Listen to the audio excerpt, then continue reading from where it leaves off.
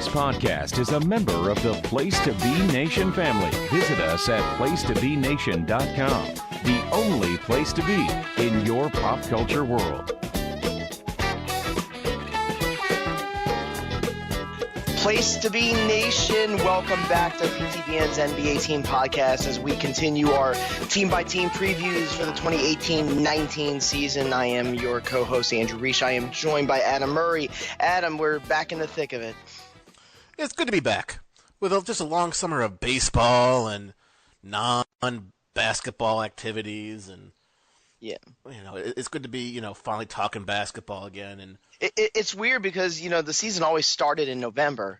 When I grew up, it was like Halloween was usually the first day of NBA basketball for the most part. Now you're getting used to the since the new CBA and the new TV deal that it starts earlier. So now you're kind of like you were used to that sort of break in the action between baseball playoffs and then the NBA. Not counting preseason. Now it's just like we're just diving right in. Preseason's only 2 weeks and then you're on your way.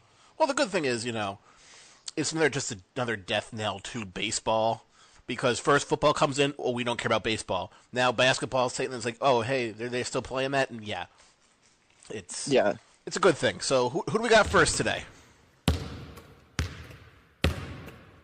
All right, Adam, the San Antonio Spurs. So they're going to be making the playoffs, as they always, with their 50 wins, and they're going to be having all their star, veteran players. And well, do we even know this team anymore? Wait, hold on. Wait, Tony Parker's not on the team anymore?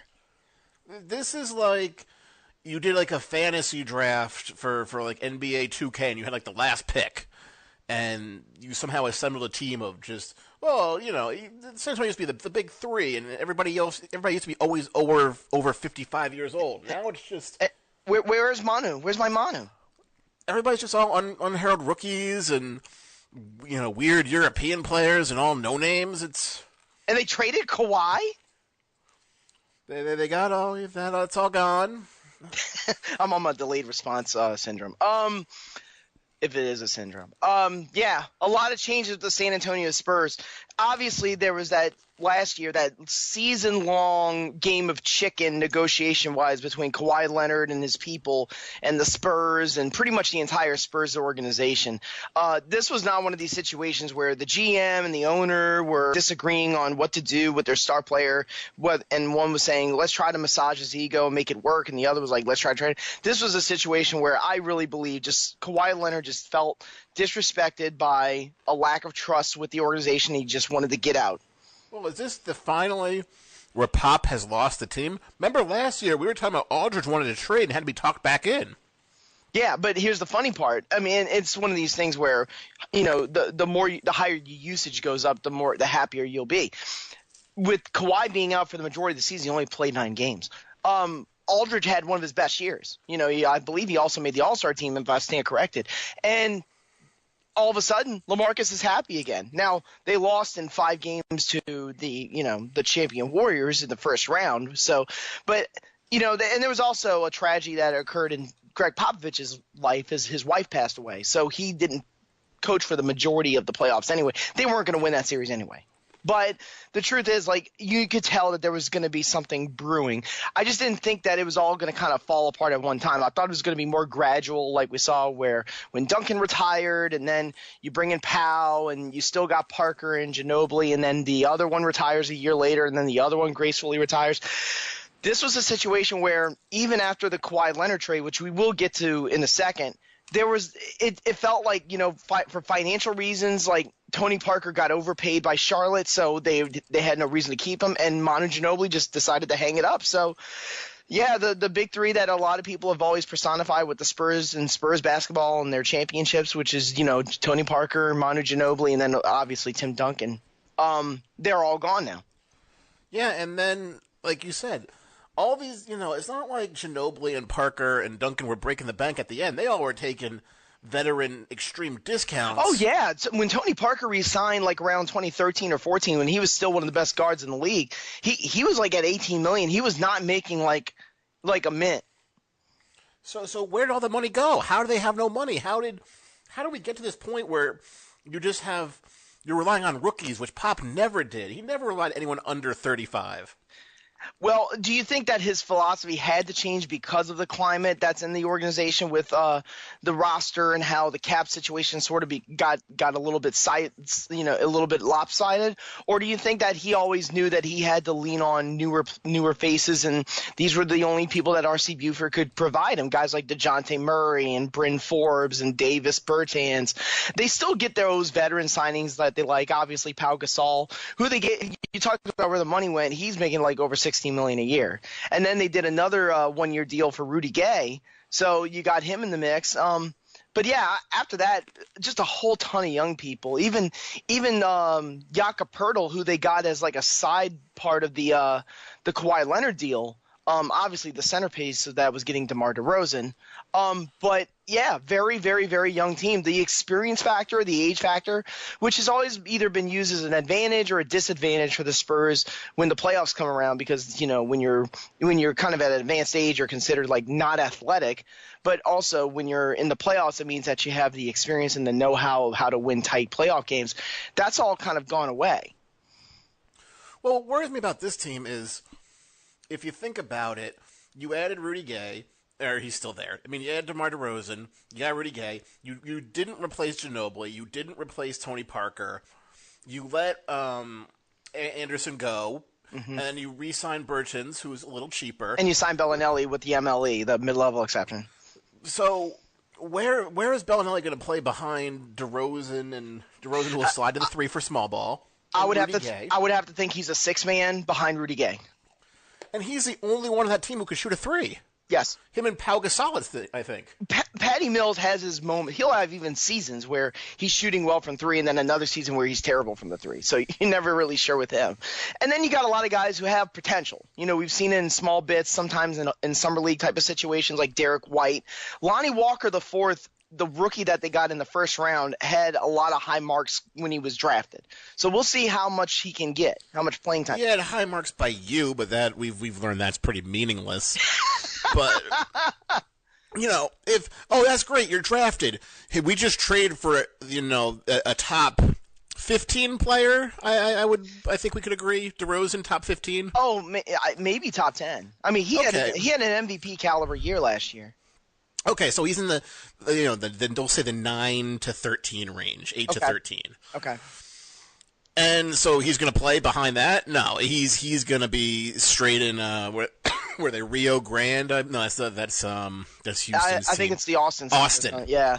DeRozan. Now, here's the first thing. Whenever a lot of people call the Spurs like the Patriots of the NBA because of how secretive they are, and at least in the past, and how Pop is compared a lot of times to Bill Belichick, and how they like to kind of run their own system. You have to sort of the team comes first before the individual, which is so ironic as to how the Kawhi Leonard thing, which is basically a very like ego-driven type of like drama, sort of brought this whole thing to a cataclysm. But DeRozan coming in is not a bad stretch. Like he does a lot of ISO ball when he was in Toronto, but my big question that I'm trying to get to is, what will he have to change in terms of his style of play? He was allowed to play ISO ball because of Kyle Lowry. Do you think cousin DeJounte is going to be that freewheeling? No, it's going to be a step back. Do you think Patty Mills has really any offensive skills? We know he's good on D, but he never put up many points. That's true. Now he can be an assist man when he wants to be. He's almost like a poor man's Kyle Lowry. Is that fair to say? Is a homeless man's Kyle Lowry, to quote Bill Simmons. But it's just you have old man Gasol, you got the old man Rudy Gay. You have half this team is still part of the old guard, and this new guard doesn't fit into that too much. So it's just like, where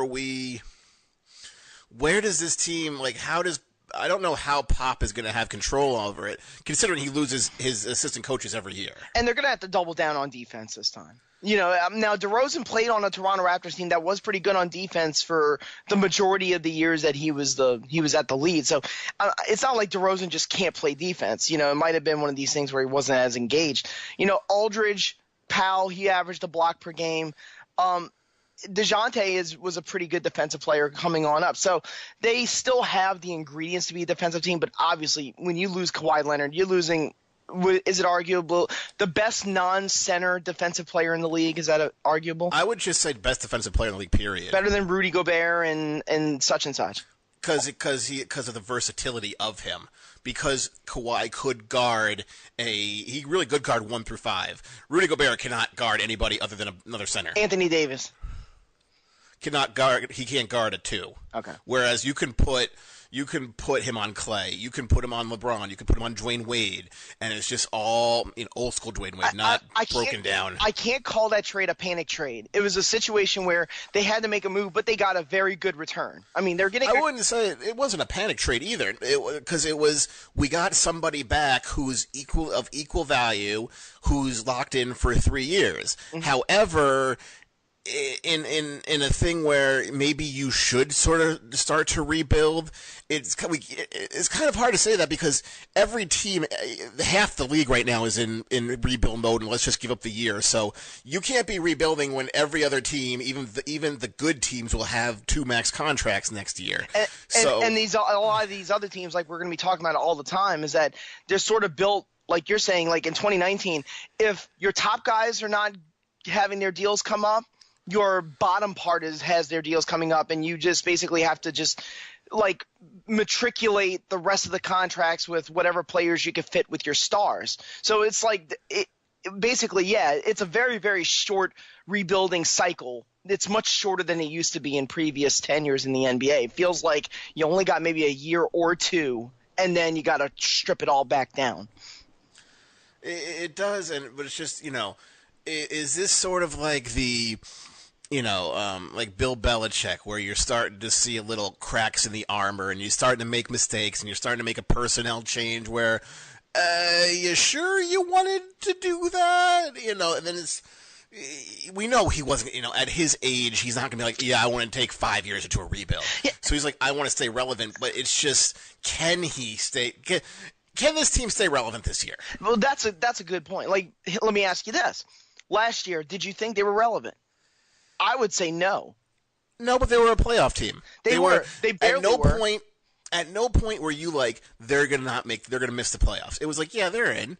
Oh well, they're gonna be on the road. Yeah, but you know what? They're the Spurs. They're in. They have they got blah blah blah. They got blah blah blah. The same thing we say every year. And it was like Memphis. We're like, when are the wheels gonna fall off? When are the wheels gonna fall off? And we've been sort of saying about San Antonio too. Like, when are the wheels falling off? Well, that chassis is getting really shaky right now. And then we have Denver. You have the Lakers. You have these bubble teams who somebody's going to have to drop down. Mm-hmm. And then, the teams like, for example, the Donovan Mitchell infused Jazz, where you just don't see it coming.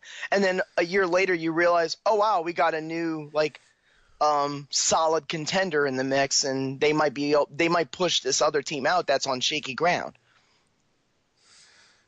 So it's just weird to see the Spurs on shaky ground in terms of our expectations. Now, we already talked about how the expectations of Greg Popovich and R.C. Buford and Peter Holt and the expectations of the NBA are very, very different, in terms of preseason. I mean, they just find a way to make lemonade out of lemons.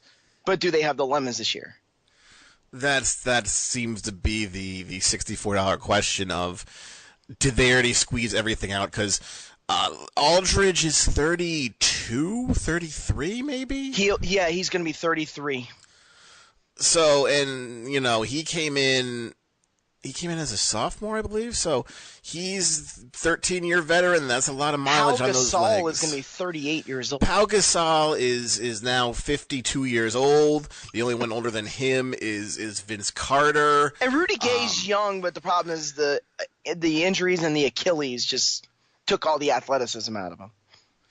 He's just not the same player that he was, as that big slasher speedster. Now all of a sudden, you need to develop a jump shot or a 3-pointer, and just it never really came. So really, I mean, if we go into the nitty gritty, it's really, to me, where are they going to get the offense? I mean, DeMar DeRozan is an offensive machine upon himself, but Can he match up with LaMarcus Aldridge? I'm sure that they can work together and get a good scoring punch as sort of a 1-2, run some UCLA offense type of stuff where you do like a lot of high-low, a lot of ISO ball. But defensively, they're still going to be good. Here's the thing. Is Pop going to go back so old school he wants to get rid of the three-point line? Because, like we said, outside of Bellinelli, you're just going to be relying on 2 points, and you're going to, they're going to become in today's league. If you do that, you have to be literally like far and away the best defensive field goal percentage team in the league. Because if you're not, you're going to be losing more than half your games. That's what I was saying. They have to become the new Memphis. Yeah, and I don't think Pau Gasol wants to be down there banging against Davis. Well, and we know we're teasing here, so we're going to wrap it with this. Do the Spurs? Let's first of all, 47 wins last year. I'll say about 43. But we always bet against Pop. That's the problem. We always bet the under, and it's always. Should I go lower so that it gives them a little bit more? Because what it is like I just don't see him going to 47 wins with this squad. I mean, you got DeRozan and Aldridge. I've heard a lot of people talk about how they might be like a sneaky Western Conference final contender, but I don't see it. No, but those are the same people who've been like, they've always drank the Spurs Kool-Aid, I think. I'm gonna say over 500 because my inclination is to say under. So I'm gonna bet on the Spurs, but at the same time, I don't think they're a playoff team. That was the big one. Is that enough to make the playoffs in the West? Right now, no. So I mean, I think most of the Western Conference teams from 1 through 8 are going to be 45 wins or better. So that's going to be the magic number for them. It's just, and also, injuries really, really hurt them last year too. And I don't know if they can overcome an injury-riddled season. I would love to see some development out of guys like Davis Bertans. I didn't talk about how they signed him up, but did you have a problem with that? Was anything really wrong with Kyle Anderson? Well, I mean, it depends on whether or not he was developing. And I thought he was developing in San Antonio. But he was an RFA. They didn't want to go through the whole will he or won't he with the offer sheet. Well, they thought the offer sheet was too high. Mm-hmm. So they got I think it was $9 million a year, so they get Bertans on $7 million a year. And it's just like, Bertans isn't that good, the young Latvian player. I was yes, I was a fan of him to begin with, and I do like him. It's just as far as a developmental thing, Anderson's like a year or two ahead, so that's a step down in that position, I think. Can DeJounte Murray be a good starting point guard in the NBA? I don't doubt my cousin's ability. He pretty much started half of the games. Yeah, he did, but he can't shoot for anything. Yeah, that's the thing is when he came out. Yeah. In college, he didn't even know how to, what a basket was really. He just lobbed it up to Chris, and that's the funny thing. Him and Marquise Chris were supposed to be both lottery picks, and neither of them know how to shoot, and it's just it's where you fall really. And Murray got lucky and went to San Antonio and got to learn under the master Tony Parker of how to really be deceptively fast as opposed to just relying on speed and athleticism. And I expect him to take this leap in his third year now. This is going to finish it up. Dante Cunningham, he's not a replacement for Danny Green, of course, but how much will they miss Danny Green? When you're having Dante Cunningham and in his, vagabond resume come in, Danny Green, I don't want to say he sucked because he only made $10 million. Good defensive player still. Yeah, good defensive player, and that's the thing is, you got DeRozan, but you gave up 2 players to get him. We didn't mention Pirtle, who I really like, and I think towards the end of the year, if they do make a playoff push, it will be because of him. I think his development is key to this team because they need him to really spell both Aldridge and Gasol, and the more he can get on the court and the more he can be better, the better that chance that team has. And that's going to finish this up. That's kind of our biggest problem in San Antonio. In the previous years, they had a solid nucleus, and then they had the supporting cast full of guys that were willing to go that extra mile and sacrifice. And you always felt like with Popovich and his coaching staff, because they were so smart and they were so cerebral, that the Spurs always had like a trick up their sleeve, that they always had an extra card in their back pocket. it doesn't feel like this year. It feels like they have to just do everything they possibly can with the roster on hand, and there's going to be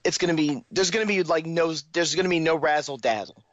The problem is this team has to give the proverbial 110% when they've been used to giving 80 to 90 because their reserve didn't have to. That's right. So they have to find this overdrive gear we don't know they have. And by April, they might be completely pooped and injured. So it's going to be a really tough year for the Spurs, but you still got DeMar DeRozan. You got basically 2 All-Stars, including Aldridge. It's just going to be hanging on for dear life by the end. All right, Adam, we're back in La La Land with the Los Angeles Lakers. Not the L.A. Lakers, because I've realized over the years that has now been designated for the Clippers, the L.A. Clippers. But we're talking about the Los Angeles Lakers. But we actually have a lot of things we can talk about now with the Lakers. Are they actually relevant now for the first time in like maybe 5 or 6 years? I would also say this is not your father's Lake team. Mm-hmm. They're the team of let's get the superstars and have a franchise for years and come. This is just a 1-year rental team. Yeah, but you act like that with the Lakers, like they've never like stargazed before. Like that's their MO. Like they did it with Wilt Chamberlain, they did it with Kareem, they did it with Shaq. They've always swung for the fences, and they just scored with something that a lot of people thought eventually was going to happen because of the planning out with the cap space and the ability to add some pieces to the mix, but they were able to bring in LeBron James as a free agent. Well, don't forget they tried this every year and nobody would even give them meetings, and they seemed confused, like how come nobody likes us? And they just said, here you go, LeBron, here's the money that, well, you rightfully deserve, but nobody else is going to rightfully give it to you. Bringing in Rob Pelinka and Magic Johnson did help because they had the long-term goal of let's max out as much space as we can for 2019 so that we can offer this deal to LeBron. And when you have a guy like Magic Johnson, one of like the 10 or 5 even greatest players in the history of basketball in the room telling you, I'm going to pattern this team in your like the way you want it, and we're going to contend for a title, and you can be in Hollywood every day, it's hard to turn down. No, it's definitely, you are 100% correct, but that's just for movie roles and merchandising and extending your brand. As far as basketball goes, yeah, you got a bunch of young kids, but once LeBron comes in and you bring another high-priced free agent, where are they going to play? Oh, we love Kuzma and Ingram. They're cornerstones. Well, we got LeBron and Paul George. Well, where are we going to play Kuzma? Well, we'll play Kuzma. We'll play them all together. No, you're not. There's a lot of attrition here, so we're going to try to clean it up really quick. Last year, Lakers team was actually surprisingly competitive is the best way to put it. Like they were 35-47. The rookie that actually wound up being the real standout was not necessarily Lonzo Ball, even though Ball turned out to be a good assist man who could not shoot a lick. The one who really played well was Kyle Kuzma, who came out of Utah. Then you got second-year player Brandon Ingram. Julius Randle was in the last year of his rookie contract, and he actually played fairly well. And then they had Kentavious Caldwell-Pope on a 1-year deal. And then they had a couple of other pieces that, they're too numerous to name because they're not even on the team anymore, like Jordan Clarkson and Larry Nance Jr., who they traded to get Isaiah Thomas, Brooks Lopez. Just going to interrupt you. It all started because their old GM had some sort of weird vision that nobody else understood. By signing Mozgov day one when nobody was bidding against him, giving Luol Deng a ton of money, giving Clarkson that $60 million deal. It was all just a lot of like, well, he has to have something going for him, but and then all of a sudden, it failed miserably, mm-hmm. And Kobe taking all the money for himself and then being a horrible player at the end. So what happened is in the middle of the 2017 season, which was the year before last, they bring in Magic Johnson and Rob Pelinka, and they reverse course. So they say, okay, we're just going to unload the contracts that we know we can get rid of, guys like Mozgov, guys like Brook Lopez on an expiring deal eventually with who they got in exchange for Mozgov. They traded away Jordan Clarkson on high value because they took in Isaiah Thomas knowing that he was only on 1 year, he was on an expiring deal. And then we're going to have all this cap room at least least $40 million to $37 million in cap space ready for 2019 so we can try to get 2 stars. The first one that they obviously had in mind was LeBron James. The other one that was always rumored to the point where Magic Johnson was actually charged with kind of like tampering was Paul George. Now, Paul George was the first guy off the board in free agency this past summer. He went back to Oklahoma City. So when that happened, did you feel like – because, listen, it felt like longer because there's so many deals going on in the first couple of days of free agency, but literally LeBron signed with the Lakers about like 2 days later. But did it feel like they had lost some traction there? The Lakers or LeBron? Or it's just that the problem is with the Lakers, the team has been so irrelevant for so many 2 seasons now is like a decade in this new NBA and short-term memory span. Like, it used to be, the Great Lakes show, and now it's just, oh yeah, they got crap, and just you forgot about D'Angelo Russell, who they had to, he's our prize, he's our cornerstone, he's the future. Oh, we need him to ship off Mozgov. Yes. So the Lakers had nothing really in the cupboard other than, well, we have just a ton of money. We have more money than anyone else because, Brooklyn, well, let's make some smart deals. Let's trade. Let's wheel and deal. Let's build a team that way. Lakers like, yeah, we're just gonna get as low as we can. Well, the other thing too, which is ironic, is that Brooklyn was in a situation where they had no draft picks and they had no amnesty. There was like no way of finding an exception to the past trades that they had made that wound up being terrible mistakes in order to get those picks back. It was not possible. They were unprotected. The Lakers were able to basically like mission impossible their way into retaining their 2 draft picks in 2016 and 17, which was able to nab them Brandon Ingram and Lonzo Ball. Let me ask you this. If they weren't able to retain those draft picks and they didn't have Lonzo Ball and Brandon Ingram, would LeBron James have signed with the Lakers anyway? Yeah, because it was going to sign with the Clippers. It was just, if they didn't have, Ingram, what has Ingram really shown us? Ingram shows that he's got the wingspan that reminds people of Kevin Durant, but he doesn't have the scoring ability, obviously, of Kevin Durant. So he's just a slow, tall player who needs to, up his D. Lonzo Ball, very high IQ player, great passer. He just had unrealistic expectations and a crazy father. They did score one through some trade late in the draft with Josh Hart. That turned out to be a good deal. What is really Josh Hart? He was a Summer League MVP, Adam. Oh, well, let's give him the Nicholas Skeetishvili Award then. Okay, so they get LeBron. They don't get DeMarcus Cousins. He goes to the Warriors, of course. Now we're looking to see what can we do with the remaining money. They buy out the remainder of Luol Deng's contract. That was actually just recently. They signed Rajon Rondo from the Pelicans. They sign over Lance Stevenson, JaVale McGee, Michael Beasley. That's pretty much the mainstay of the newcomers for the Lakers outside of some rookies. What do you think of that mix? It's do we go with the comedic effect? Because the comedic effect will be through the roof of just the personalities in that room. But as far as a team-wise, that is the exact opposite team of LeBron. LeBron needs spacing. Rondo and Stevenson and McGee and Michael Beasley do not provide any spacing for him. So I don't know what they're going to go for. Maybe it's just take a year to learn Kuzma and Ball and Ingram. It's hard. I don't know. I would hate to say anything about team stats last year because they were surprisingly good. Like on the offensive end under Luke Walton. Defensively, they were solid but not great, but they turned the ball over a lot, and they didn't shoot any threes. The three-point shooting and how abysmal they were probably won't change this year for the reason that you just mentioned. The one thing I'll say is this. When you have James, Kuzma, Ball, Rondo, and Lance Stevenson, you're looking at a team with like high assist marks and a very high basketball IQ.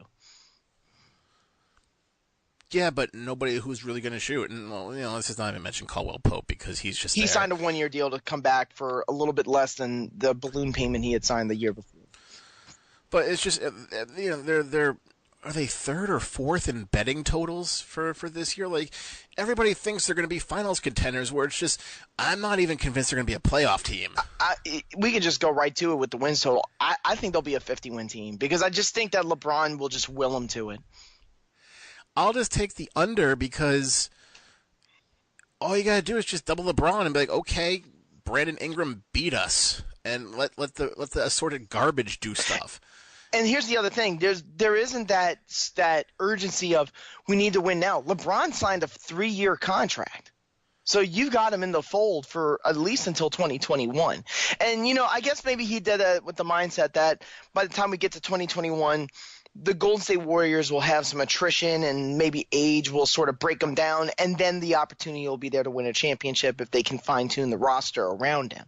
Maybe that's the goal, but I don't want to say they're punting on this year because LeBron James has made the conference finals every year since 2011, albeit that was in the Eastern Conference. Now he's in the West, where the Warriors are, where a really awesome Rockets team is, where there's a whole lot of other teams I haven't mentioned that are going to be, able to be in the mix. Like, just look at that roster. Do you think they're going to stop Golden State? Do you think they're going to stop Houston? Do you think they're going to stop Utah? Do you think even, we'll say, Portland or – like, you just don't see them, like, matching up. It's like, well, yeah, LeBron can will them, but that was against the East with also one-star teams. This is a much stacked Western Conference. Well, let me say this. He was beating some good Eastern Conference teams, too. They swept the Raptors, and they basically swept the Raptors because LeBron James was just completely outplaying the Raptors by himself. Same thing with the Celtics. The Celtics obviously had a ton of injuries going into that anyway. They were missing Kyrie, they were missing Gordon Hayward and such. But he put up ridiculous numbers in that conference finals. Now, can LeBron do that again against these teams in the West? As much as you want to say, Kevin Love is still an all-star. Tristan Thompson, defensive specialist.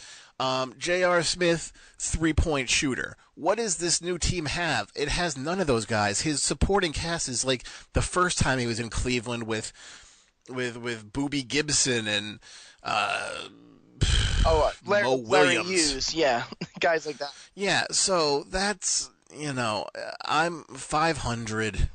I bet the under. Man, I just don't see LeBron playing on an 82-game season or whatever he'll play, and it's like a 43-39 team. I just don't see it.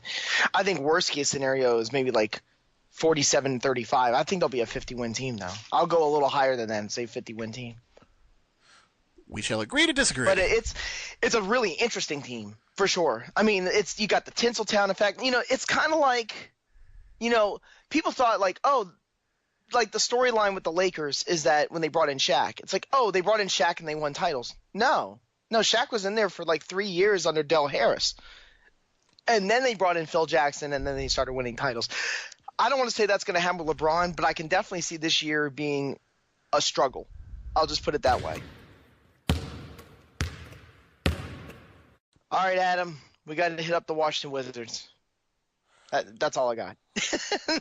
No, we got. You want to talk about Washington? That's basically everybody's synopsis of this team. You can either say they're a low-key finals contender or just a low-key lottery team.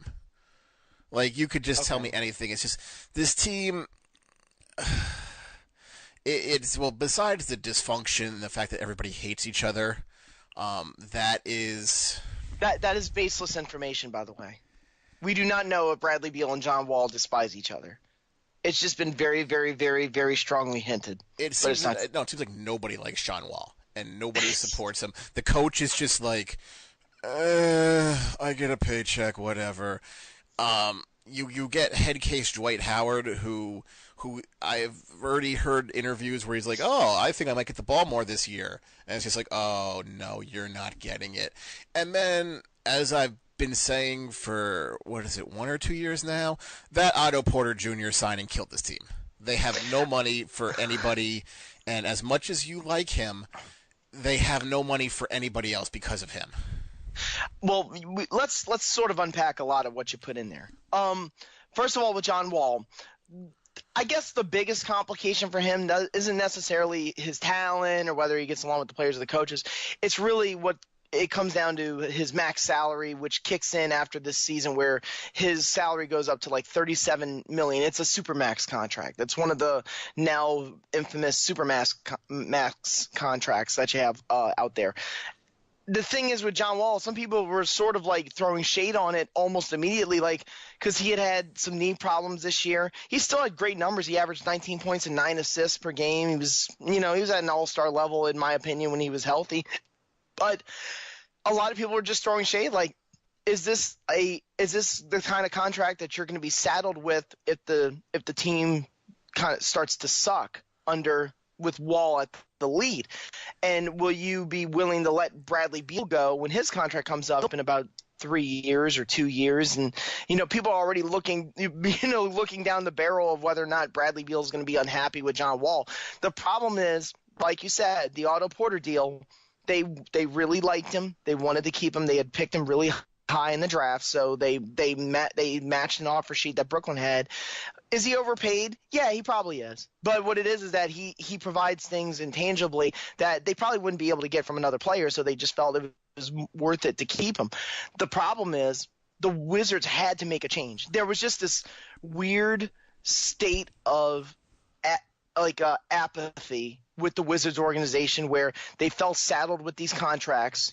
Beal makes $25 million. Wall's about to make $37 million, like I said. Porter's at $27 million. And they had to move somebody and make a change in order to freshen things up. The problem is they still really weren't able to do that. The only move they were able to pull off was that they were able to trade Marcin Gortat for Austin Rivers. Now, getting a backup point guard was a good idea, like a dependable, good backup point guard, which Austin Rivers admittedly is, instead of somebody like a Tim Frazier or a Trey Burke trying to back him up. Well, they consider they've had nobody, no backup point guard really ever, and they had to sign Ty Lawson out of China. Yeah, so they're really desperate, and but you gave up Marcin Gortat, and you signed Dwight Howard for $5 million, but who is his backup? Ian Mahinmi. Yeah, but who's the one thing that's important is the one thing. I'm sorry. The one thing important to bring up about Howard is that is the taxpayer mid-level exception because Howard was bought out by the Nets after he was traded to Brooklyn, so they didn't have to take on his really big contract that he had, the big salary he had remaining. They're getting him on like $5 million. Yeah, they are. But outside of Ian Mahinmi, there's no backup. There's no, they got no big man. Their big man backups are very depleted. And then outside of Morris, you have, Kelly Oubre is going to have to be your small ball 4, and Jeff Green is going to have to be your 4. So it's trouble. Oh, yeah. Now, listen, we have another issue coming up, too, with, you got Kelly Oubre Jr., who you've developed. Now, is Oubre the kind of player that you want to try to keep? Because he's going to be one of those restricted free agents next summer. You can't afford to keep him. They have no money for him. What are they going to do? They're going to be so far high on the luxury tax with him. Every team knows they can't re-sign him. Mm-hmm. So what good is he really doing for you right now, knowing they have no money for him? They have such a logjam. Again, the Otto Porter Jr. logjam. You have him. You have 3 max contracts, and this is what we kept saying. Like all these super teams. Like, well, yeah, this is what you have, and if you're not going to go super deep in the luxury tax, what can you do? And this team is just it's the same team as last year. Last year's team was dysfunctional. So how do you improve it? They really didn't improve it. Yeah, and listen, they did make the playoffs. The problem was, and I think this was the problem when they played the Celtics the year before that, is that they just did not have – they had absolutely no depth on their bench, which was a consequence of how much they paid for their top guys. And that came back to bite them against the Raptors, where the Raptors bench in the elimination game sort of like breezed through the Wizards starters because they just had more energy left, and the Wizards did not have the backup. They didn't have – I think the Ian Mahinmi thing is a big problem. Now, you can buy him out after this year's up, or you could just desperately try to trade him, and you're going to have to send something with him. Kelly Oubre. Well, that's the problem. I don't know if you want to give up a player like Oubre. What other asset do they have? What asset do they have? Well, I mean, here's the problem too with Markieff Morris. He's going to be worth more than $8 million when his year's up. He was always on a low contract with the Suns that people could not understand why they re-signed at that low salary back in like 2014 or 15 or whenever that was. Because they signed together and it was, well, we're still together. We'll take the deal so we could be together. And oh, look, you pulled the rug out from under us. And yeah, he'll get what, 12 to 13 million probably. Yeah. Some of the other moves that they made, they drafted Troy Brown Jr. out of Oregon. Well, I guess he's more of in the same design as Kelly Oubre Jr. I would hate to see him try to like force him into the lineup in case they want to move Oubre, but I don't think that's going to happen. They bring in Jeff Green, who had a nice run with the Cavaliers after a stop here and there, but how much does he have left in the tank is the question. Not really much. I mean, you can say like, well, he was like one of the better players on Cleveland, but that doesn't really say much because Cleveland was just, well, if LeBron's on the court, nobody else is trying. So he's always been that. Well, he gets decent stats on bad teams, so I don't. And awesome dunks. Always good for a hammer dunk. Yeah, but.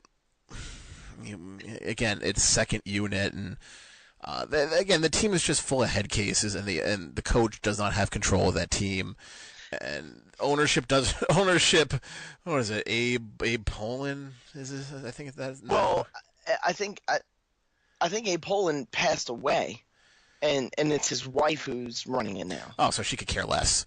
It's just I got TV money. Oh, that's cool. The GM is the longtime GM Ernie Grunfeld. But you talked about the issues that John Wall might be having with Scotty Brooks. I don't think Brooks had any trouble at Oklahoma City with the players necessarily. I just think it was a situation where they thought that they could have gone the extra step with another coach, with a new leader. Scotty Brooks was supposed to be that guy when they fired Randy Whitman. So I would be a little bit hesitant to just go ahead and let Scotty Brooks go, thinking that you're going to have another coach come in that can bring him to another level. Because the truth with Washington is, I think maybe we've already seen the best of them. Basically, because everybody's gotten a year older. Scott Brooks he hasn't had any new wrinkles to his coaching acumen, let's say. That's true. It's pretty much mainly offense.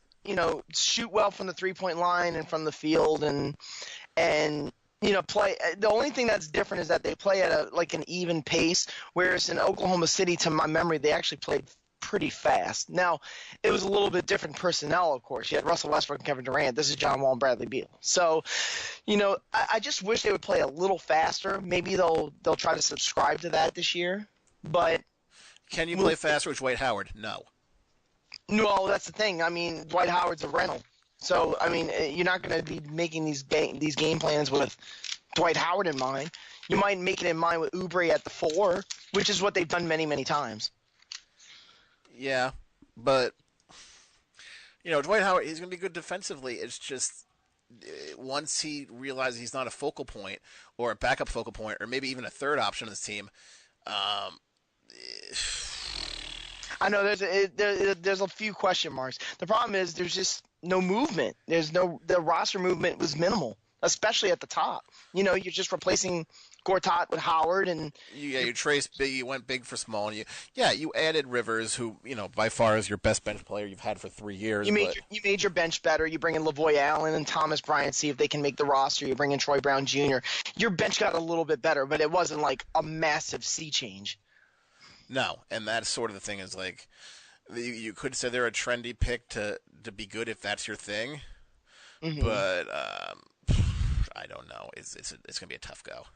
Can Austin Rivers play as a starter for up? Because listen, we're not with the Clippers anymore, where he had unreasonable stats because of potential nepotism. Is that fair to say? Oh, that was nobody, it wasn't his fault that he got a $12 million deal. Same way Ian Mahinmi wasn't his fault. They're like, hey, here we lost out on Al Horford. But my question is, can he be a reasonable starting point guard for the 20 to 30 games that John Wall might have to sit out? Because, Wall is like a super quick player who sometimes messes up his knee and he needs to take a rest every now and then. I think he's almost in that Anthony Davis mode where you need to rest him for at least maybe 15 out of the 82 games. Yeah, and you think he's going to be happy with on a minute restriction, on a game restriction, on a no back-to-backs? He won't be on. I don't think he's going to be on like a Gordon Hayward or Joel Embiid type of restriction. I wouldn't say that. It's just in case whatever happens. Okay, so where does this team fall? Are they a home court advantage? Are they the 7th seed? Where do you see them? Well, with the Eastern Conference, you got to always think about that because of the fact that LeBron's gone, and we'll see with the Raptors. The Raptors are obviously still better than the Wizards, not even close. Now you're talking about that middle pack. Like, I wouldn't even call Philadelphia middle pack. Would you call them middle pack? No, they're a solid 3. They're a solid 3, and so then you're kind of looking a little bit further down. You talk about like teams like Milwaukee, and what's another one that I'm not thinking about? I mean, there's a lot of bad in the East. They were 43. Indiana. They were 43 and 39. So, and I would say they'll probably be a little bit better, maybe like 45 and 37. And I think that'll be enough to make the playoffs, but I think they'll probably have to start out on the road. Okay, sounds good. I mean, I'm not trying to make it ho-hum about the Wizards. It's just I don't really have much here because they didn't really make a lot of buzz, in the offseason. So it's kind of the same situation that we were in last year with the Wizards. I mean, their starting roster is one of the best in the NBA, no doubt about it. It's just that they have Oklahoma City disease, where on paper they're unstoppable. It's just you need people who want to play together and want to be a team. And well, they're more concerned about paychecks, I guess. Okay, last question: does Oubre get an extension before Halloween? No, he's not. There's no money for him. What can you extend him with? Well, you extend. Your Wall is getting supermax money. Where is this negative money going to come from? Because they're $17 million into the tax. That's a good point. So, and you got Austin Rivers expiring. You got Jody Meeks expiring. Markieff Morris, that's $8 million off the books. Maybe you could try to fit him in, but then you'll be so far into the tax it's not even funny. It's going to be coming out of your ears. Adam, the Indiana Pacers completely turned it around last year. Everybody was just dreading and just spelling gloom and doom for Indiana when Paul George was traded in exchange, pretty much in an even swap for Victor Oladipo. And then Oladipo had a career year along with a handful of other players for the Pacers under Nate McMillan. They get to the 7 games against the Cleveland Cavaliers in the first round. They lose in a valiant effort. And now everybody is on the Pacer bandwagon. They think they're going to be like one of the better teams in the Eastern Conference basically going forward because a lot of their people are they got a lot of good pieces in place. Their salary cap situation's good. They're $5 million under. So how do you feel about Indiana? Indiana is a classic East team. I think we could all both agree. You got your one superstar. As we watch the playoffs, every play went to him, where he thought he can be, Russell Westbrook and James Harden and LeBron and just do everything himself. Yeah, you could say you have Miles Turner as your other cornerstone, but he didn't really hit that next step that I think everybody expected, because he was supposed to be the franchise before Oladipo came in, and then. What's going to happen in 2 years when you give him max money? Their salary cap shot too. So you can save all this money, and they're not an exciting. This team doesn't inspire like, oh man, they're going to be good. It's just like, yeah, they're there. They're a good team, which has surprised everybody last year. Like, but. Yeah, they surprise you. Like when you watch them play, you're like, man, they're better than I thought. That's like the feeling that you have when you come away from them. That's definitely the feeling I had when I watched them play in the playoffs against Cleveland. I was like, man, I really took them for granted, But they were super competitive in that series. They wound up losing it, of course. But you look at the team stats. They were good on defense. They didn't make a lot of threes, but they were a high 3-point percentage team, meaning they didn't miss a lot of the threes that they took. Their pace was fairly slow. Get it? The Pacers. And their offense was solid, but that the one thing that I can say about the Pacers is that they were a very balanced team. They're 12th in efficiency on offense and on defense. The biggest key, obviously, was just Oladipo just took a giant leap from, man, is he gonna ever be what he could have been? Because he had already signed his contract for $21 million plus a year with the Thunder when he got traded to the Pacers. That's why they were able to arrange just a swap for George and Oladipo, and people were poo-pooing on it, thinking that Oladipo was just a bad replacement. When Kevin Pritchard made that deal, people despised him. They openly criticized him. Yeah. And then Oladipo had the best year of his career. He did because he was, well, for one, we sort of mention with Orlando every year, how they just seem to ruin everybody that's down there, and they try to make him well, he could start at the point guard for a while, and it's like, no, what are you doing? Then you go to Oklahoma City, you can't be anything but Westbrook's friend, and sit there and watch him shoot everything. So now that he finally had space and time to do things, okay, he grew to the player we sort of expect him to be as the number 2 pick, all those years ago, but at the same time, you had complementary pieces around him.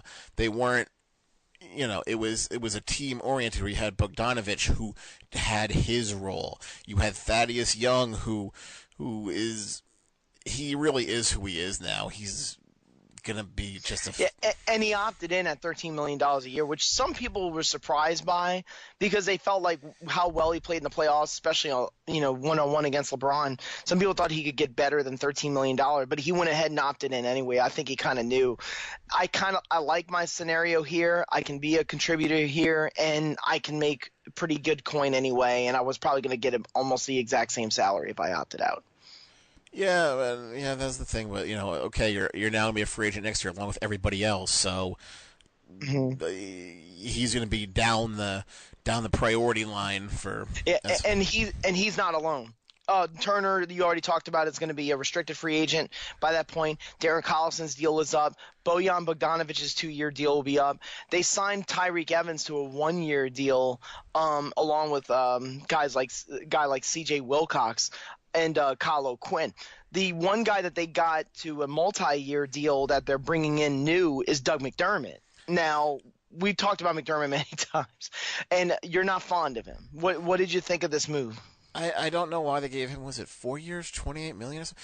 Or 3 years, 20. They gave him money. It was 3 years, 21 million or 23 million. Yeah, I don't know why they gave him money because he's shown nothing anywhere he's been. And the same thing with Tyreek is now you're bringing people in thinking, well, our bench was the problem, which it was because they didn't have any backups. But now you're disrupting that team you had. Now you're getting Tyreek, who isn't. I don't want to say he's not a team player, but he's not a team player. He was going out for himself when he was with the Grizzlies that's why he was such a hot name, because he was putting up decent numbers on a really awful Grizzly team, but they couldn't make a deal, so he just wallowed for the last couple of months there, and now he was free to go sign somewhere. I really don't know. I don't want to call this a Monte Ellis situation, which they're still paying in dead cap right now, because they bought him out over a year ago because they just didn't want him anymore, because this is just a 1-year deal. But I just don't know what Evans can provide for the Pacers. The one I do like is that I think Aaron Holiday, who they drafted from UCLA, is going to wind up being good for them. Well, he's going to be third stringer starting off because they have Joseph. And, yeah, but it's sort of a guard-heavy team if you've noticed. You got Sabonis down, Domantas Sabonis, who we didn't mention, who played really, really well in his second year. He was part of the Oladipo deal too. And he goes down there with Turner. But, they play a lot of that small ball lineup too. So I think maybe Holiday can get some touches there. I think Kyle O'Quinn is a super smart backup. Nice cheap money who's going to be a good contributor and willing to be goon it up and take the brunt of the controversy in case things get rough, because that's what Kyle Quinn's known for, flagrant foul. But now people aren't going to be like, oh, it's the Pacers. They know what they're getting into. They're going to be psyched up for this. So right now the Pacers are on the outside looking in.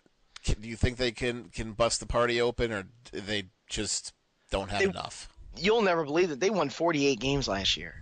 I mean, I don't know if they can win 48 games. Like I would. Well, they went on that big win streak at the end of the year, didn't they? Yeah, them in Philly. They got those teams got super hot because they were, they were good, and all of a sudden they broke away towards the end. But right now it's a Toronto-Boston race. Can they upset one of those two teams? That's a really good question. Like I think Toronto, just because there's so much unknown about them in the playoffs, that you have to think about that. But Boston, no. Just no. I would just outright say no. But, I mean, you're looking at a really good team with a lot of depth. We didn't bring up Corey Joseph. A lot of shooters. That's the thing. It's just a lot of shooters, and then you have Oladipo, who kind of needs the ball. Mm-hmm. And here's the irony of them. If you have so many shooters, why are they so low in three-point makes? I don't understand that. Is it because Oladipo is such a high-usage guy, he's not really an assist guy? Yes, I think that's the case, and he's more apt to kind of like that. He's kind of like LeBron. And the thing I noticed about the Pacers when I was watching them against Cleveland is that when they would run those pick and rolls with up high with Oladipo, I was like, man, that looks like what they do for LeBron. Where he just kind of barrels in and tries to find something. Kind of, and it's like you sort of watch Westbrook, and it's like he could get away with it. Mm-hmm. He does it literally every play, and nobody says anything.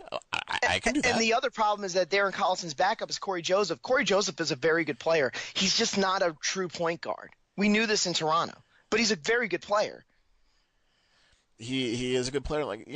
They addressed their issue of needing a bench, but I think it just might be, I don't want to say too many cooks in the kitchen now, and you have to find minutes for players who are used to having minutes. I'll give you three players. You tell me if any of them you think can make a leap. TJ Leaf, Edmund Sumner, and Ike Anigbogu.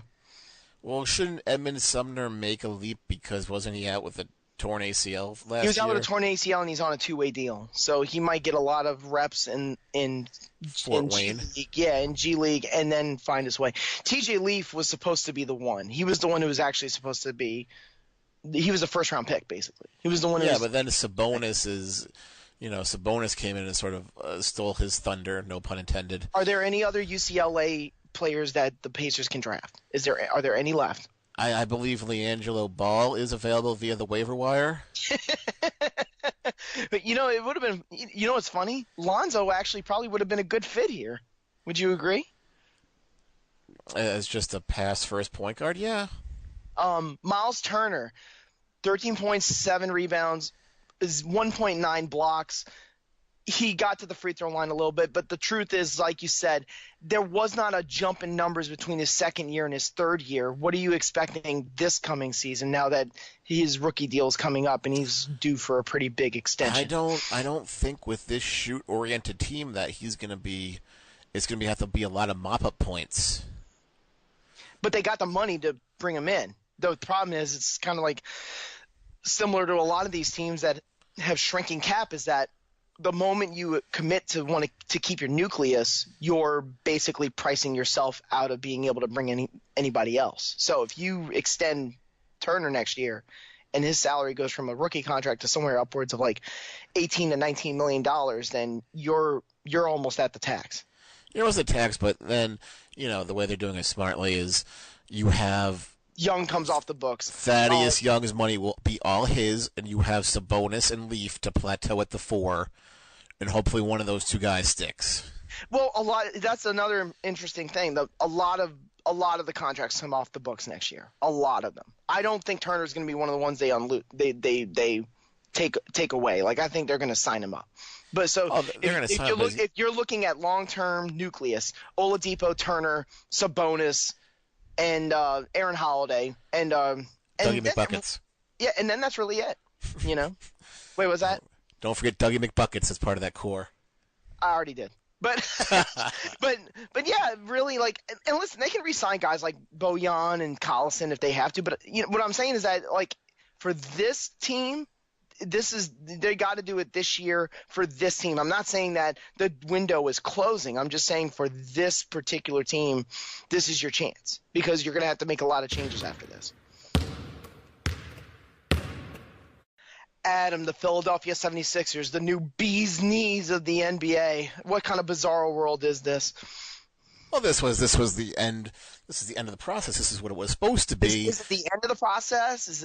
We're not going to do this again. It's just too easy. This is the excitement that, nobody wants to see a bad franchise for 5 years just be bad on purpose. This team has brought life and excitement, and you can see the next generation of stars as Dwayne Wade is just decrepit now. Carmelo is coming off the bench in Houston. He's literally damaged goods, yes. You have all these old players given over to the new guard, and all of a sudden you see Embiid, you see Simmons, and you're like, you know what? That is a team I want to sit down and watch. That's a good insight about Wade, because Miami was the team that that the Sixers eliminated in the first round, and we could talk about the regular season throughout this section. But what it is that, Wade was on that Miami team because he had been brought back to Miami in the trade deadline. And, he showed some signs of life, when he was with Miami along with the other guys. But Philadelphia was just better. They just breezed right through the Heat. And you could just tell from the comments that Wade made, he just said, man, that's a really good team, and it almost all came in at once. Now, JJ Redick was sort of shipped in. He was signed over for 1 year and then he re-signed again this past summer. But Joel Embiid, they got 63 games out of him, which to be honest is probably the most you'll ever get out of him. They got a full season out of Ben Simmons, who was a rookie of the year. Just give me your take on Ben Simmons. Very quick take. He is a LeBron James Jr.? He is just a player who is 6'10", should not be having point guard skills like that. Oh, but he can't shoot. Yeah, but if you can make those passes and make those moves and have those steps like you do, you don't need to be that. You don't need to have that, shoot first mentality. Yeah, Simmons had a great rookie year. Embiid took the leap as an all-star. Joel Embiid, best center in the NBA? No. Who? Gobert. Oh, man. Not Anthony Towns, Davis. Well, Embiid's pretty good. No, if you ask Joel Embiid, he's the best center in the NBA. Well, yeah, Joel Embiid. He's the best Joel Embiid in the NBA. He's got great Twitter game, yeah. Dario Saric, I want to say he made a small leap, but I don't want to go too far and say he really pushed it to another level, because his restricted free agency is coming up in a couple of years, and it's right around the same time as Ben Simmons, and you start thinking about a lot of that with the cap situation. But so far, how do you feel about the progress for Saric? Well, the thing is, he's going to be just a nice complimentary player, and will have that nice, just based upon now, that solid career of not all-star numbers, but, like a Derek Favors, Thaddeus Young, just somebody who will put up nice 15 and 7 and a good really all-around good glue player. Too. It's just you gave Embiid the full money, and then Simmons is going to get max money. Well, yeah. We've sort of learned with other teams, you can't give 3 max contracts out. You stripped the rest of your team bare because of it, and you have Fultz, who's going to be making $8-9 million on his number 1 pick deal, and you're going to have they have high picks all over the place. It's just he might be the odd man out, full of numbers wise. Well, the funny thing is they're not even there yet in terms of maxing out on their top players, because they got Simmons on a rookie deal, like you said, and so same for Sarge. But they're already kind of in that situation with their supporting cast where they sort of have to strip it down on a year by year basis, because they didn't really have too many tight end contracts, from the bottom up. T.J. McConnell was the only one, but T.J. McConnell was a very good backup point guard. He basically rescued them in the playoffs when they were about to get swept by the Celtics. And he had a team option of $1.6 million a year, which the Sixers were more than willing to use. Now, they'll probably not be able to afford him in free agency next year, but after that, Rashawn Holmes is gone, TLC, Timothy Luwawu-Cabarrot, he's gone. They had already shipped out Nick Stauskas and Jahlil Okafor, and then there was just a whole lot of other guys that they wound up not retaining. They did re-sign Amir Johnson. Furkan Korkmaz is still in the mix, but after that, a lot of new faces, guys like Mike Muscala, Wilson Chandler, who the Denver Nuggets were desperately trying to dump, Zaire Smith and Landry Shamet from the draft. There are a lot of new faces on the bench. And that's the thing is, you have so many picks every year. What good is having 7 picks in the draft if you only have 15 roster spots? Mm-hmm. You can't use all these picks anymore, and you're not trading them to move up. You're just sort of sitting on them. But what good does it do when you have no, let's say they get the top, 3 pick again. Who are you going to draft? You already have all your positions, in theory, all set. You're not going to reach and take somebody, you need. But this team is just... It's just a bizarre team with, all their picks going out the year. You had the whole Colangelo mess. Yeah, little Brian Colangelo. That's one where most people could probably read up on it. But yeah, we talk about mad Twitter game. His Twitter game was maniacally. His wife's Twitter game was maniacally bad. Yeah. But it's just that whole franchise is just weirdly, there's nothing orthodox over there with them. And then, you could say, okay, well now Fultz is better. He's, we've gotten his head again. We got him back. He can now shoot again. But what good are you gonna? This team, all you can do is just wait for them to grow together. Yeah. And you sign. You said they signed Reddick to a 1-year deal again. You need a shooter besides him. Ilyasova and Bellinelli saved them in the playoffs with their 3-point shooting. Yeah, they don't have replacements for them. Those were buyouts that where they basically just swayed them to sign over there, and they wound up being really good pieces for them in the playoffs. Specifically, Bellinelli, because he was such a good free throw shooter that when they wanted to ice games, they would just put Bellinelli to the line. And Ilyasova was sort of almost like a small ball 5. Is that fair to say? Yeah, he was a stretch 5. And, then you go from Bruiser Embiid to Ilyasova and say, well, now it's a whole different game. But I guess we could sum up, we talk about Philly all the time, and there's only so many things you can say about them because it's the same, young kids. Are they the upset special this year? Or since they're on the map? They got a little bit of room to grow. I mean, we can mention the fact that, they were trying to get LeBron. And I mean, everybody wants LeBron, but I think the Sixers had a specific purpose in mind because I feel like they know that they are a piece away. But I think you made mention of this before to me, and I think it does ring true. I don't know if their game plan really goes beyond what they already have. No, there is no second step to the process. You got your 2 star players. Well, now you need to build depth. You need to build the 3-and-D. You gave all your money to Covington because he was the only one there. And they're not doing a good job of building depth necessarily. I think they've just done a good job of plugging in the positions until they can find that guy. I think it actually worked out okay at the point guard spot with McConnell because you're hoping by the time that McConnell is gone in free agency, Markelle Fultz will be your guy at the 1. But then who's your backup behind Ben Simmons? I mean, you can't play Robert Covington in the same position that Simmons is. Covington's basically a sniper and a defensive stopper. And then can you play Fultz as the 1 when Simmons has to be the 1? Because if Simmons doesn't have the ball, what good is he? Mm-hmm. He can't pick and pop. He can't do anything. He's not a slasher. He needs to run the offense. Go ahead. It's just a lot of now that they have expectations. As opposed to, okay, these kids have talent, they're all healthy. Now it's, well, we need to see something. We need the coach to put this team together, and that's the question mark.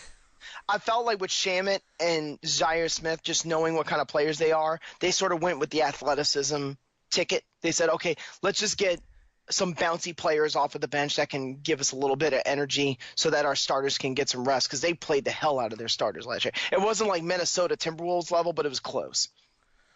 Well, I expect more of the same, and should be fun to watch. It's a good team. I will say this, too. Mike Muscala, we're going to see a lot of him because I think he's going to be the one relieving Embiid. All right, Adam, the Utah Jazz. Yeah, the Utah Jazz. Utah Jazz, I'll just let you roll with this one.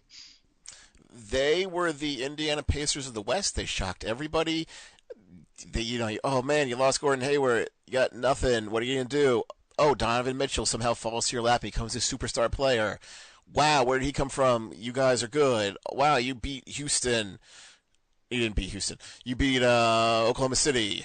And they eliminated Oklahoma City in 6 games. Yeah. Yes, they beat Oklahoma City in the playoffs, and all of a sudden, wow, Gobert is this franchise center, and this team is, they didn't lose anything. They kept going. Good for them. They deserve. They do it the right way. They didn't try to tank. They know they can't lure a super free agent in. They got lucky because Minnesota went crazy, and we need to get rid of Rubio, and Rubio was a perfect fit for them, even though his numbers went a little wonky and his assists went way down, but his points went way up. Yeah. So that was kind of strange, but overall this team is sort of just, I don't want to say small market maxed out, but they're kind of a small market maxed out team, don't you think? Yeah, if you look at their cap before we even get to the contracts, they're $15 million over, which means you're not at the tax, but if you try to get that one more big piece, then you're over now you're into the tax and you're basically trying to contend. Last year, like you were saying, it was a struggle early in the year when they were just trying to figure themselves out. Rudy Gobert was having a really good year from beginning to end, but he was out with a knee problem for a good while. Donovan Mitchell just blossomed immediately. You could just tell by the time we got to like Thanksgiving that Donovan Mitchell was going to be like a really good player, won the dunk contest, super athletic. Here's the funny thing about Mitchell. When I watch him, he's 6'3". You just don't expect him to be as athletic and as rangy as he is. You forget he's 6'3". You think he looks like he's like 6'6", and he's more of a combo forward, not just a 6'3", sort of smaller Dwayne Wade. But he's a really good athlete. I mean, he can make threes. He averaged 2.4 makes from the three-point line. Defensively, solid, even though he got exposed in the Houston series a little bit on the defensive end. Rudy Gobert, I mean, he was well worth the extension that he got a year ago. And, I mean, without him, he only played 56 games in the regular season, but in the playoffs, he was all important. Well, that's the thing is, he is who we thought he was. He is just an anchor on that team. And in this era of small ball, yeah, you could still have that traditional center if he's super dominant and blocking 2 shots a game like he is. Is he the best defensive player in the NBA? Kawhi Leonard. Or is he's still Kawhi? You still go with Kawhi Leonard? He is the best defensive big man. Without Gobert, because of Quinn Snyder's sort of philosophy, is sort of that a little bit Popovich-y. Do you feel like that they would still be a good defensive team without Gobert? They'd be a good defensive team, but they wouldn't be nearly as good without him because, Derek Favors, we were like, don't forget, he was the cornerstone pick of the cornerstone part of the trade for Deron Williams. Yes. Way back when, and we're still waiting for him, like, he's going to turn the corner, right? He's going to turn that Jeff Green potential in, right? He's going to turn that Thaddeus Young potential in, right? And it's just like, well, he's good. Well, here's what happened with Favors to me. He signed that extension, I want to say around, 2012, 2013. He signed that extension, and he got decent money out of it. It was somewhere around $16 million to $18 million for over a stretch of about maybe 4 or 5 years. He peaked in the middle of the contract, and then in the last year of the contract, he had a bad year. But in the playoffs, he plays really, really well. So you're not really sure with Favors. And I felt like with Favors that worked against him in terms of negotiation because he came back and he still got $17 million a year when he re-signed, but it didn't feel like it felt like he left a little bit on the table. Well, when he re-signed last time, they gave him, he's sort of, giving you this little extra money on potential. Now he just got basically the exact same money. And it's like, well, that is what you're worth, I guess. You're not going to get $20 million. And what I'm saying is because teams had seen that, they had gotten that inventory from watching Favors, they were unsure either, so they didn't want to overprice him. They didn't have that. They didn't have that anymore of oh, well, you might be able to squeeze a little bit out of this. This was sort of like Zach Randolph to me. I've always compared Favors a little bit to Randolph, where it's you get what you get. He's just there, and, you gave a ton of money to Joe Ingles. Joe Ingles, like Kurt Angles. you gave it to him, and he's a great glue guy, and great Former. It's one of those things like, well, yeah, you overpaid him, but he does a little bit of everything. It's just this team is who they are, and they're sort of locked into being who they are. They only lost, your Rebco and replaced him with Grayson Allen, who, okay, he's a shooter. He'll give you some points. He'll be on the Salt Lake G League team for a while. Yeah, defensive pest. Yeah. Yeah, he'll be a different, which will fit in with that team, and he'll work well with Gobert being just a defensive guy. But it's just this team. Do you think they have enough to break the glass ceiling? Nah, in the Western Conference, definitely not. I could see them having a better record than the Lakers. Like, they were a 48-win team last year, and I felt like they could have been actually a little bit better if a few things had gone their way. Like, it felt like they were a little bit snake bit early in the year. So, well, the problem with that is, you can't say, we talk about the records last year in the West, but don't forget, going into the last week, wasn't it spots 3 through 10 were like 3 games apart. Yeah, it was just a big celebration. Bunch of, if you had a good week, you were in. You were a 3 seed. If you crapped out, you were out of the playoffs. So it wasn't like, well, they were 48, but everybody was 48 at that time. So they are the de facto bronze medal team of the Western Conference right now. It's just, I don't know if they have anything beyond that. Yeah, a couple things I felt like they got lucky on. Re-signing Dante Exum at $9 million a year because of the injury issues. I think they actually got a little bit of a break there. Exum, I think, is very talented. He's very talented, but he essentially lost a year and a half. So now you're getting him at, let's say he would be a high, number 2, number 3 pick as a senior this year, as opposed to being a freshman. So it's just like, well,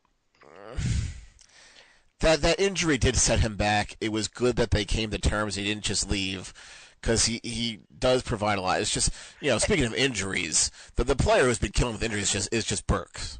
Alec Burks, which is ironic because he actually finally had one of those very good games for him against the Thunder in the playoffs when I think it was the game 6 where they finally got a good game out of Alec Burks.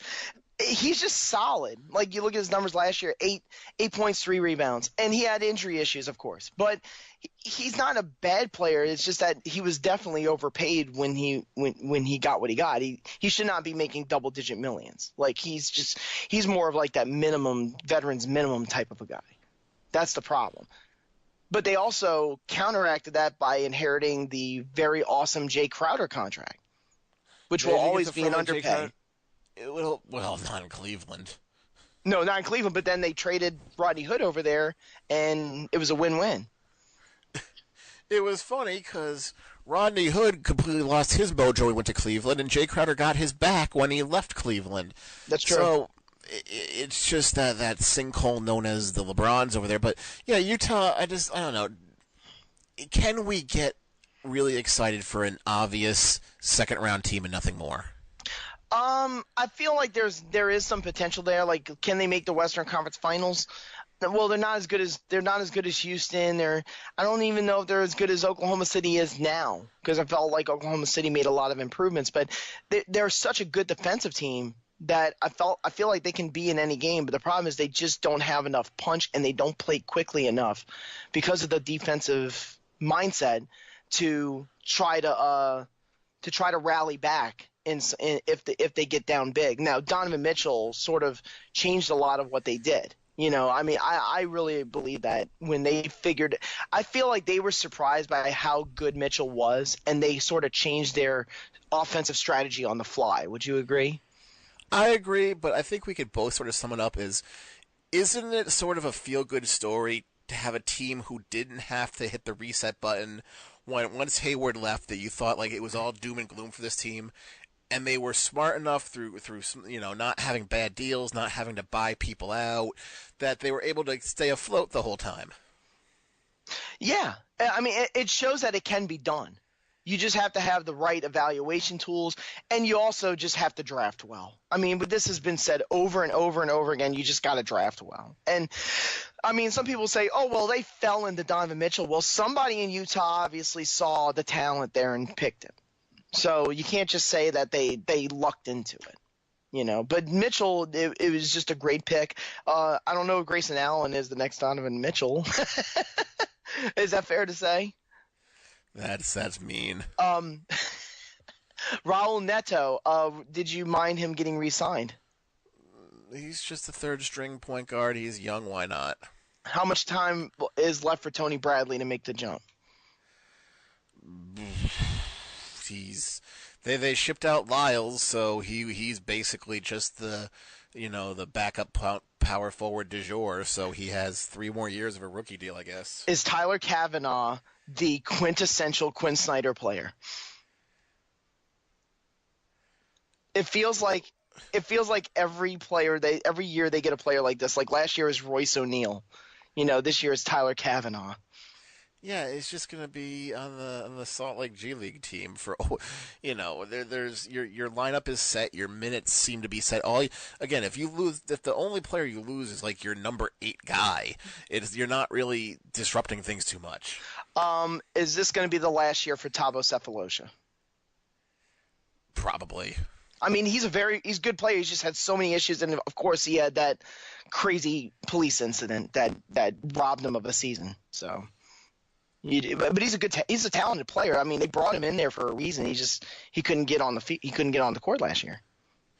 No, but again, it didn't really matter because the team worked out just fine. So, but yeah, it's a solid nucleus. A lot of people are locked in, except for Rubio and Burks. So, there's a lot of patience here with the Jazz, and they're a good example that patience does pay off.